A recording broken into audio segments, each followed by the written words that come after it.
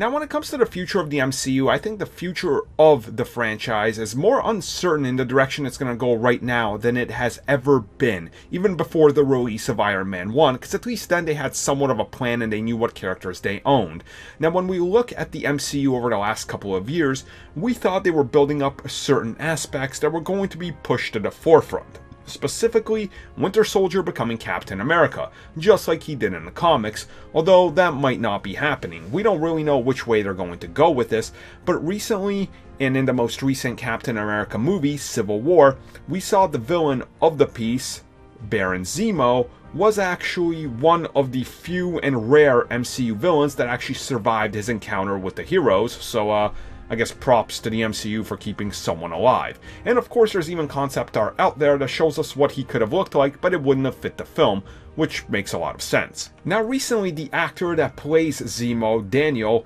he got talking about the aspects of the MCU, and specifically his character and how he was kept alive. And he says that, he could honestly see himself coming back to play the character once again in the MCU in some way or another. And due to the fact that he's not dead and hasn't managed to kill himself like he wanted to at the end of Civil War, this could very well be something that is played around with. Which honestly got me thinking, do we want, and is there a way you could bring back this character?